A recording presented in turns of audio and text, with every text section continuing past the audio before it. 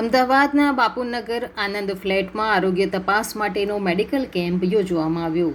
આ મેડિકલ કેમ્પમાં કુલ 116 દર્દીઓના આરોગ્યની તપાસણી કરવામાં આવી હતી, જેમાં જીસીએસ હોસ્પિટલના 17 કર્મચારીઓનું ડાયાબિટીસ અને બ્લડ પ્રેશર પ્રાથમિક ધોરણે વધારે જોવા મળ્યું હતું, જે કર્મચારીઓને આગળની સારવાર માટે જીસીએસ હોસ્પિટલ ખાતે રિફર કરવામાં આવ્યા હતા.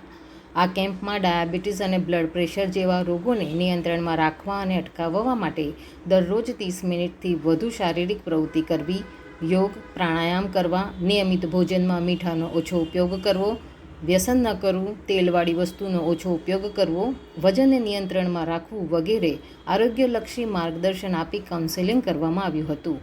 આ ઉપરાંત દરેક વ્યક્તિએ વર્ષમાં એક વખત બ્લડ પ્રેશર અને ડાયાબિટીસની તપાસ કરાવવા અને જરૂરિયાત મુજબની કાળજી રાખવા જણાવાયું હતું. આ કેમ્પનું ડૉક્ટર કરણ, ડૉક્ટર અંજુ અને ડૉક્ટર પ્રદીપ દ્વારા સફળ સંચાલન કરવામાં આવ્યું હતું. જય ભીમ, જય ભારત. મારું નામ ગેડા મંજલી છે. હું એઝ અ જીસીએસ હોસ્પિટલમાં 2 વર્ષથી મેડિકલ સોશિયલ વર્કર તરીકેની ભૂમિકા ભજવું છું.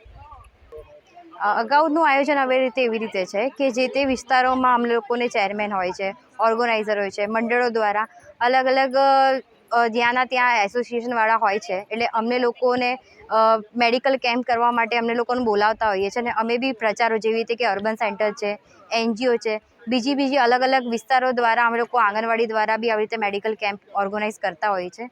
છેલ્લા 2 વર્ષમાં મેં હમણાં સુધીના 200 કે 300 જેટલા મેં મેડિકલ કેમ્પ એવી રીતે સેવાઓ પૂરી પાડી છે, જેમાં મેડિકલના ડૉક્ટરો હોય છે, મેડિસિનના ડૉક્ટરો હોય છે, ઓર્થોના હોય છે, સર્જિકલ, પીડિયાટ્રિક, એવી રીતે તમામ ડૉક્ટરો ડિપાર્ટમેન્ટ દ્વારા અમે લોકો અહીંયા કેમ્પમાં બોલાવતા હોઈએ છીએ.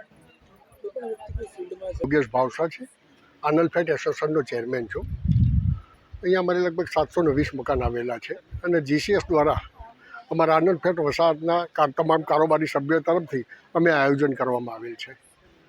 ગઈકાલે પત્રિકાઓ દ્વારા જાણ કરેલ અત્યાર સુધીમાં લગભગ 200 કરતાં વધારે લાભાર્થીઓ આવી ગયેલ છે અહીંયા અને બીજા અનેક આવતા રહેશે.